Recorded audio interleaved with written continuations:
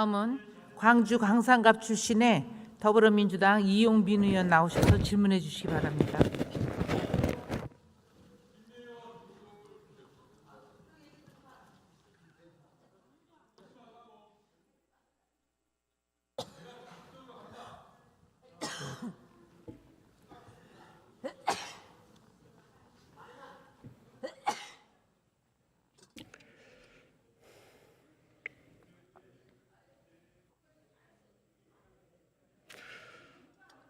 더불어민주당 광주 광산갑 국회의원 이용빈입니다.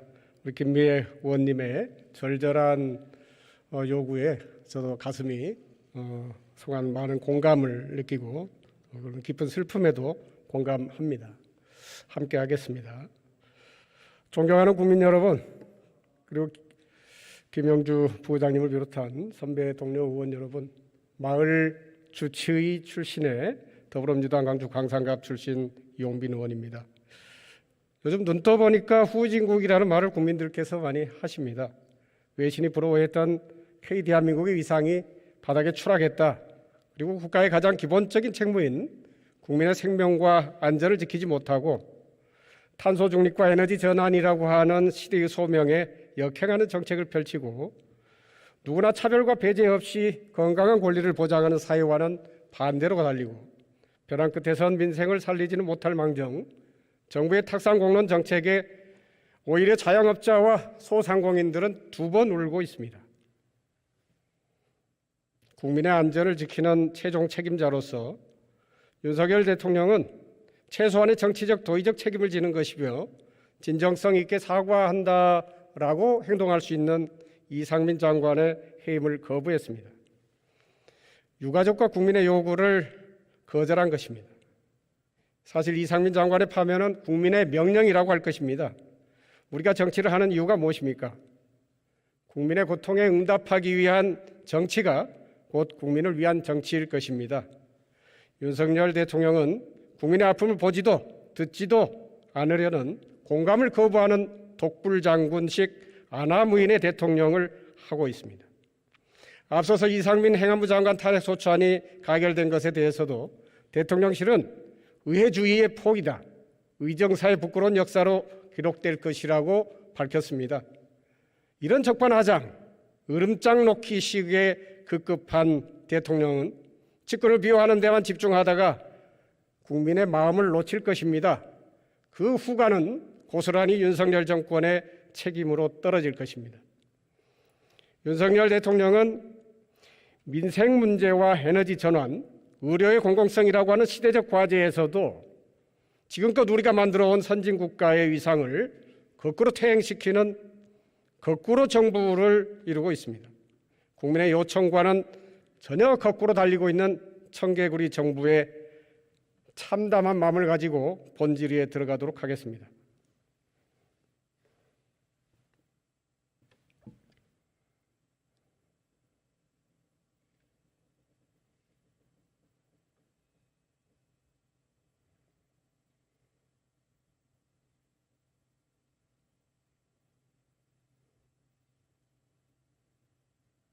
총리께서는 앞으로 나와 주십시오.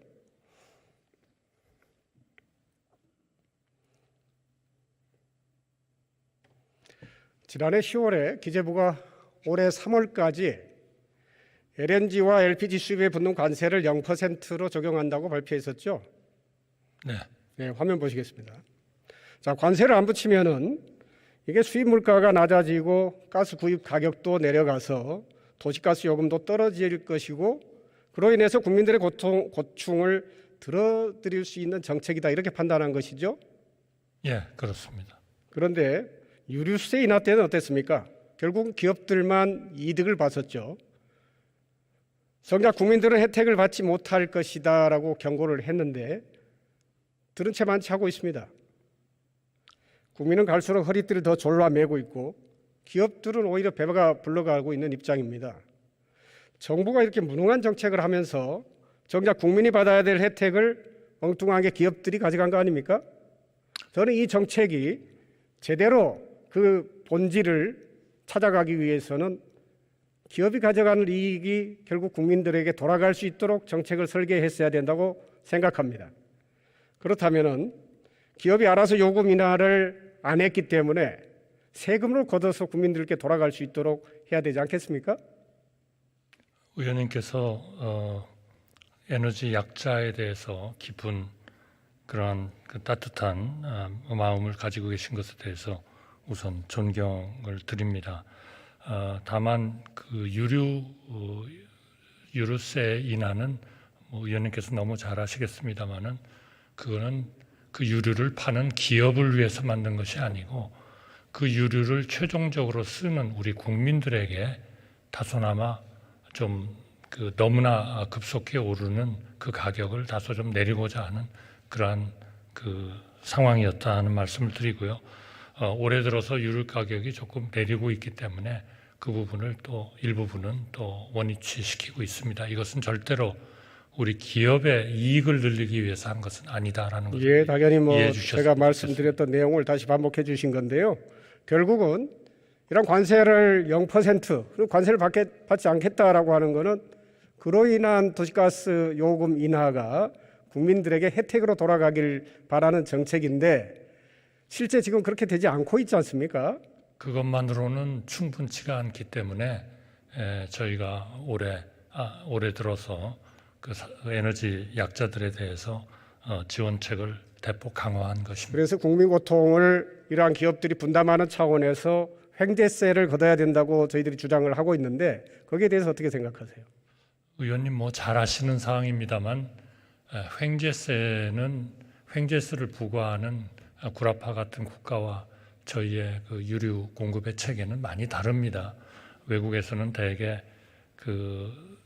유전과 이런 그 정유 이 업종을 다 같이 가지고 있는 그러한 그 회사들입니다만 저희는 외국에서 이미 시장에서 확정된 그 가액으로 우리가 유류를 들여와 가지고 여기서 정제를 해가지고 판매하는 것이기 때문에 그 횡재라고 보기가 좀 어렵다는 것이고요. 어떤 것이 그럼 과연 횡재냐? 누가 봐도요. 그러면 또 관세를 0%를 해서 이익이 생긴 부분은 횡재라는 표현을 할 수 있다고 생각합니다. 아마도 지금 난방비 폭탄을 맞고 있는 국민들이 생각하시기에 지금 기업들은 뭐 인센티브를 성과급을 나누고 있는데 국민들은 난방비 폭탄에 쩔쩔매고 있는 사실이 아니겠습니까?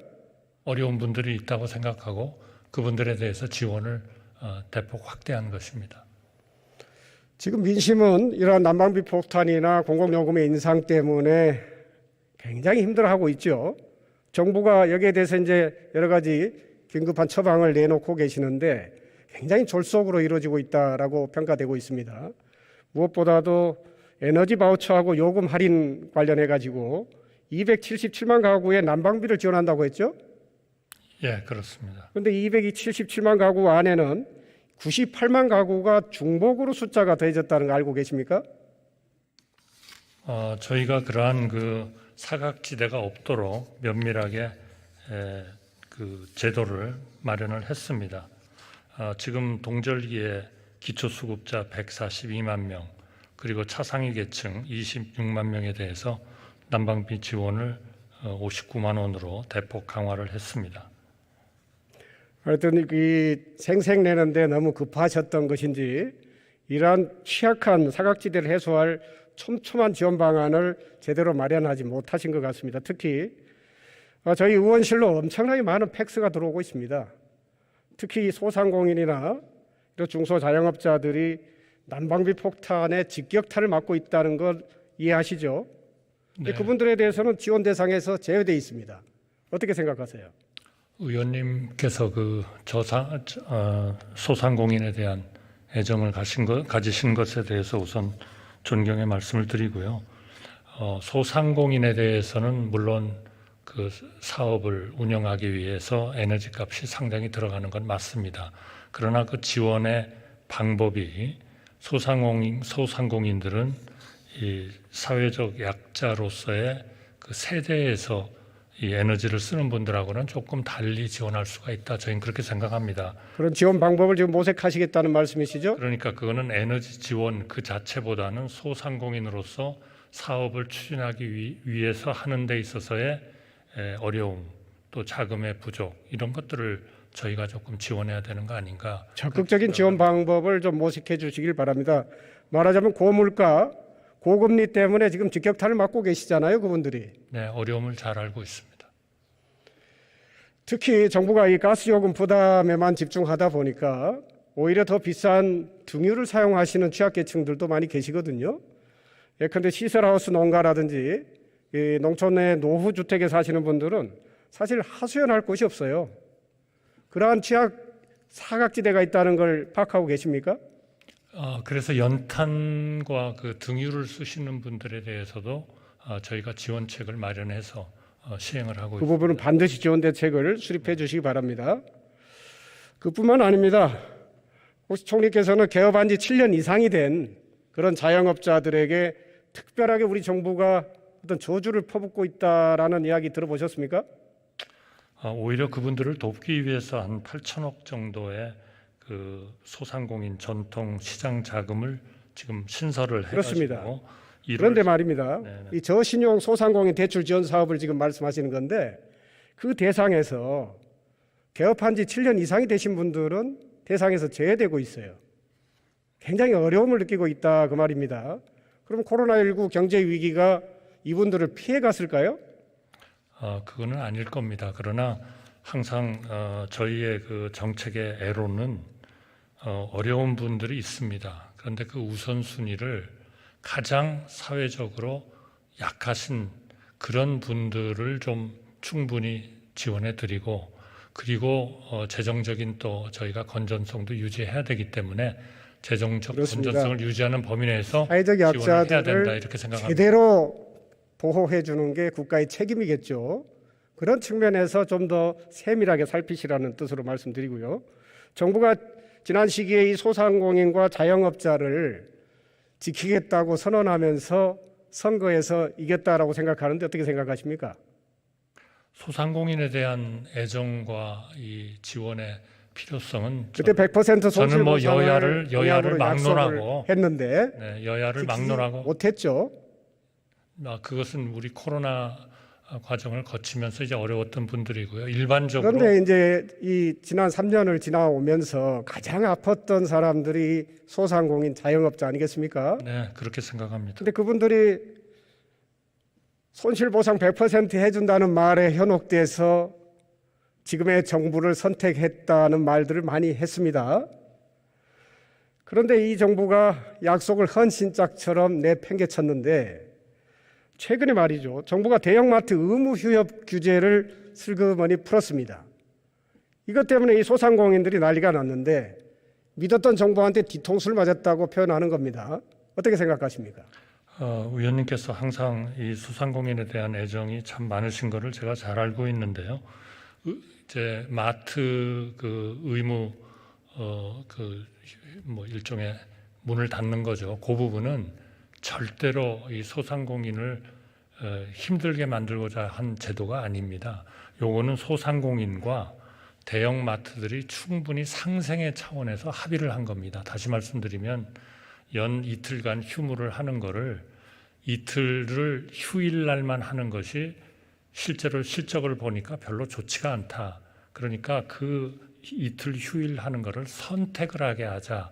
이래가지고 합의를 하셔서 그 법을 곧 아마 국회에 제출을 할 겁니다. 좋습니다. 네. 다양한 분야에서 우리 소상공인과 중소자영업자들이 이 정부에 많은 실망을 하고 있는데 그런 부분의 하나로 제가 설명을 드린 겁니다. 네, 저희가 하여튼 실망하지 않도록 최선을 다하겠습니다.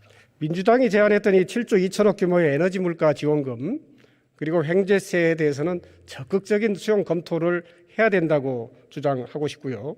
특히나 이 소외되는 국민들이 없도록 민생을 잘 챙겨가는 그런 근본적인 대책을 신속하게 마련하시기 바랍니다. 제가 한 가지 더 말씀드리고 싶은 게 있는데요. 지난번에 총리님 만나 뵀을 때 제가 절절하게 호소드렸던 게 있습니다. 이 코로나 백신 피해자들 그 가족들에 대한 이야기입니다. 지난 선거 기간 동안에 윤석열 대통령이 코로나19 백신 피해 회복 국가 책임자를 약속했었죠. 국가가 책임져야 된다. 국가 책임제 약속을 했었습니다. 그런데 대통령이 되고 나서 전혀 모른 척하고 있습니다. 헌증 대통령입니까? 어떻게 생각하십니까? 뭐 의원님 잘 아시겠습니다만 이 백신 책임제는 역시 과학의 기초를 두어서 모든 대책이 이루어져야 된다고 생각합니다. 현재 이루어지고 있는 모든 제도는 현재로서는 가능한 그런 과학적인 기반의 그런 말씀은 그냥 제도다. 원론적으로 하시는 말씀이고요. 대통령 후보가 약속을 했으면 거기에 대해서 적극 검토했어야 되는 거 아닙니까? 충분히 검토를 하고 다소 좀 자, 아무리 공감 능력이 없다 하더라도 그 아픔을 위로하는 정치를 해야지. 그 아픔을 이용하는 정치를 해서는 안 되잖아요. 그런데 코로나19 백신 피해자 가족들이 엄청나게 많았다고 주장을 하고 있습니다. 저희는 그렇게 생각하지 않습니다. 이러한 그 백신의 부작용에 대해서 보상을 해주는 것은 저희가 대개 딴 나라들과 유사한 제도를 가지고 있다 이렇게 생각합니다. 저는 의사로서요, 백신 피해자분들과 가족분들이 촉구하고 있는 치료비 선지원 그리고 인과성 입증 책임은 피해자 가족이 아니라 국가가 해야 된다라고 주장을 하는 것입니다. 예컨대 국가가 인과성을 밝히지 못하면 선지원해야죠. 그게 옳다고 생각하지 않습니까? 계속 검토는 하겠습니다만 이러한 제도는 역시 과학의 기반을 두고 또 각 나라들이 하고 있는 것과 너무 다른 그런 정책을 해서는 안 된다고 생각합니다. 우리는 우리대로의 창의적인 방법으로 국민의 민생을 잘 챙겨가는 것이 더없이 절실한 때입니다. 지금은 위기의 시대이기 때문에 뭐 다른 나라 눈치 볼 일 있습니까? 저는 뭐 의원님의 말씀에 일부 동의는 합니다만 이 백신의 영역은 사실은 과학의 영역이기 때문에 저희가 과학의 영역을 핑계로 민생을 외면하시겠습니까? 민생도 어느 정도의 그런 과학의 베이스를 둬야 된다. 특히 이런 의료 분야에 있어서는 그렇다. 저희는 그렇게 생각합니다. 자, 이번 난방비 폭탄을 계기로 에너지 전환 정책도 제대로 재점검을 해야 된다라고 생각하는데요. 지난해 10월에 하나 큐셀 조지아 공장을 방문하셨죠? 예, 그렇습니다. 한국에서도 재생에너지 산업이 성장할 수 있도록 다양한 지원 정책을 마련해야 되겠다라고 말씀하신 바가 있습니다. 저는 그때 하신 말씀이 명절에 하는 덕담 인사는 아니었다고 믿습니다. 신재생 에너지 산업은 국가의 미래 먹거리고 지역의 새로운 활력입니다. 우리 산업의 경쟁력이 되고 있는 태양광 산업을 자꾸 비리의 온상인 것처럼 매도하는 방식으로 접근하거나 또 국내 재생에너지와 그린 뉴딜 산업 육성을 더없이 촉진시켜야 되는 지금의 상황에서 미국의 IRA와 같은 한국판 IRA 정책을 만들어내야 된다고 생각하는데 어떻게 생각하십니까? 이러한 그 산업의 정책도 저희의 전체적인 재정에 어느 정도의 건전성을 유지하면서 해야 된다 이렇게 생각하고요. 지금 의원님께서 걱정하시는 그 신재생의 향후 2030년까지의 설비 계획 이것은 사실은 지난 한 5년 동안 신재생 설비 용량이 늘어난 것보다도 훨씬 더 많이 늘어난 용량을 하는 겁니다. 당초 계획 약 30%, 30.2% 정도를 2030년까지 한다는 것은 사실 그 실현 가능성에 대해서 많은 또 전문가들의 걱정도 있었다는 말씀을 드리겠습니다. 자, 기후 위기의 문제는 우리나라의 지속 가능성을 위협하고 있다는 사실은 모두가 동의하시죠? 네, 적극적으로. 최근에 동의합니다. 광주 전남의 최악의 가뭄 사태 잘 알고 계실 것입니다. 전문가들은 벚꽃이 지는 순서대로 물 부족의 가뭄을 겪을 거라고 예측하고 있습니다. 현재 광주 전남 지역에 50년 만에 최악의 가뭄을 경험하고 있고요. 식수원이 고갈되면서 5월 달에는 제한급수를 검토해야 될 지경에 이르렀습니다. 총리께서는 어떤 대책을 갖고 계십니까? 이것이 기후변화라는 좀 더 근본적인 문제 때문에 일어나는 것이냐 하는 것에 대해서 계속 저희가 심각한 우려를 가지고 들여다볼 거고요. 다만 남부지방의 가뭄 대책은 지금 당장 지금 부딪히고 있는 문제이기 때문에 하여튼 선제적으로 조치를 좀 하려고 합니다. 현재 지금 남부 지역의 주요 댐의 저수율은 평년에 40%에서 60% 수준에 머무르고 있습니다. 특히 주암댐 같은 데는 지금 26%, 섬진강댐은 20% 정도밖에는 지금 저수율을 보이고 있지 않기 때문에 지난 2월 2일 날 남부지방 가뭄 대책을 국정연안 관계 장관에 의해서 종합 점검을 했고 지금 그 행안부 주관의 관계부처 합동 가뭄 대책 태스크포스를 통해서 이행 현안을 점검하고 또 독려 중에 있습니다. 앞으로 관계부처와 지자체와 협심해서 가뭄에 적극적으로 대처해 나가도록 하겠습니다. 여기에 대해서는 총리께서 더 적극적으로 광주 전남에 대한 정부의 지원 대책을 마련해 주시기 바랍니다. 네, 그렇게 하겠습니다. 보건복지부 장관께서 잠깐 나와 주십시오.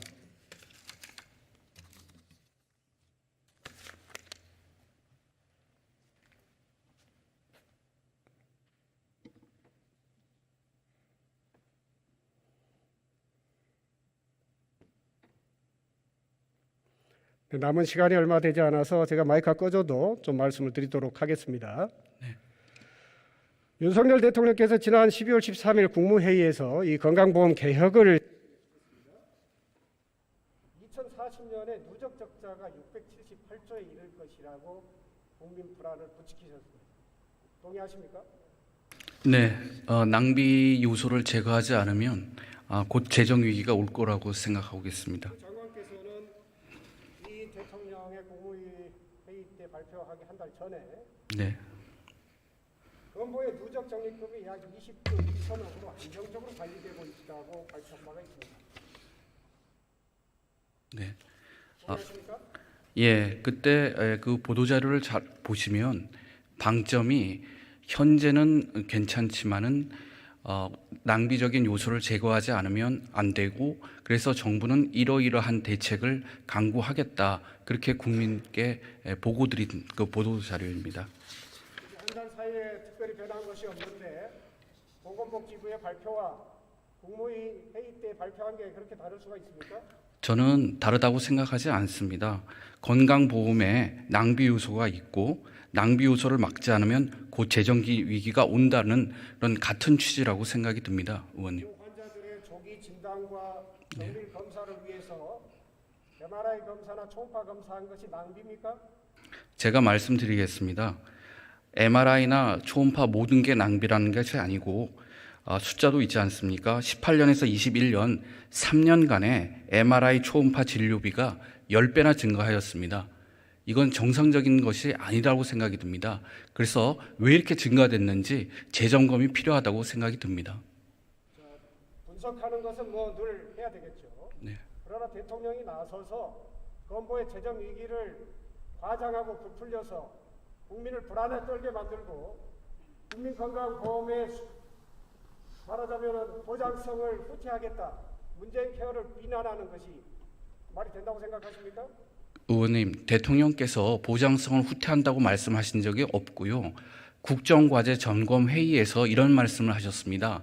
낭비 요소를 없애고 남는 재원을 필수 의료 확충에 쓰라고 말씀을 하셨습니다. 그래서 건보의 보장성은 줄어들지 않을 것입니다. 약속하셨습니다. 네. 자, 건보 재정을 제대로 효율적으로 활용하기 위해서 가장 중요한 것이 뭐라고 진단하셨습니까? 저는 장단기 대책이 필요하다고 생각이 듭니다. 단기적으로는 지출 효율화가 필요하고 장기적으로는 수가 결정 체제, 그다음에 수입 구조 등을 전반적으로 들여다봐야 되는 구조 대책이 필요하다고 생각이 듭니다. 그래서 정부는 지출 효율화 대책에 대해서 공청회 발표를 했고 2월 달 안으로 확정해갖고 국민께 보고드리겠습니다. 그리고 구조 대책까지 포함한 종합 계획을 하반기까지 만들어서 다시 국회에 보고하도록 하겠습니다. 제대로 된 진단과 처방을 내놓겠다는 말씀이시죠? 네, 그렇습니다. 가짜 위기를 설파하고 잘못된 처방을 하면 안 되겠죠? 네. 가장 중요한 것은 말이죠. 국민의 건강을 지킨다고 하는 관점에서 질병이 생기기 전에 미리 예방하고 그리고 질병이 생겼을 때는 조기에 진단하고 적시에 치료하는 것이 가장 중요하다 생각하는데 동의하십니까? 네, 의원님 의사 출신이니까 더 잘 아시겠지만 어느 정부가 국민의 건강과 생명 보호를 후퇴하는 정부가 어디 있겠습니까? 네. 지금의 건보 재정을 가장 효율적으로 운영하기 위해서는 국민들께서 1차 의료 체계의 확립을 원하십니다. 3차 대형 병원에 가벼운 병으로 가시는 분들이 없도록 해야 되겠죠? 예, 좋은 말씀이십니다. 그 전달 체계라고 알고 있는데 전달 체계 개편, 혁신도 저희가 구조 대책으로 해서 하반기 때까지 현장의 의견을 들어서 마련하도록 하겠습니다. 좋습니다. 다음은 네. 가정의 건강 문제를 전적으로 책임지는 그런 주치 제도를 빨리 도입해야 됩니다. 예. 그래야 불필요한 의료의 수요를 막고 질병을 예방 단계에서부터 철저하게 관리할 수가 있는 것이죠. 동의하시죠?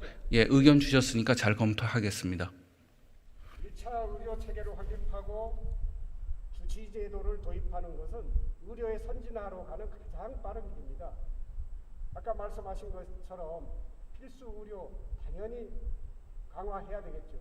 그러나 사실은 의료 영역에 필수 아닌 부분이 없습니다. 맞습니다. 예. 우리는 의료 전반을 들여다보고 국민의 건강과 안전을 제대로 책임지는 국가의 시책을 원하는 것입니다.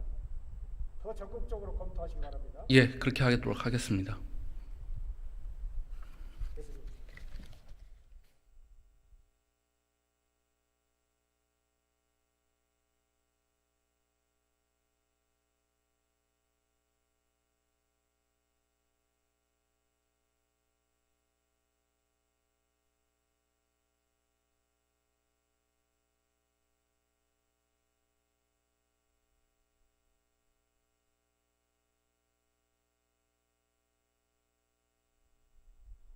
시간 관리를 잘 못한 것 같은데요. 마지막으로 말씀 올리고 마무리하겠습니다. 이 반지하에 살던 일가족이 폭우에 목숨을 잃었을 때, 또 용산 대통령실에서 불과 2km도 안 되는 이태원에서 우리 젊은 아이들이 참사로 희생됐을 때 국민은 국가의 부재를 확인했습니다. 국민들께서 분노하고 계십니다. 민생은 돌보지 않고 오로지 전 정부 탓으로 회피하려고 하는 가짜 민생정부, 국민을 두려워하지 않고 민심보다는 미신을 떠받치는 무당정부, 검찰 권력을 동원해서 압수수색과 고발로 협박하는 정치보복에만 혈안이 되어 있는 조폭정권이라고 말입니다. 지금이라도 윤석열 정부는 주권자 국민을 가장 우선하는 책임 있는 정치를 보여주시기 바랍니다. 경청해 주셔서 감사합니다.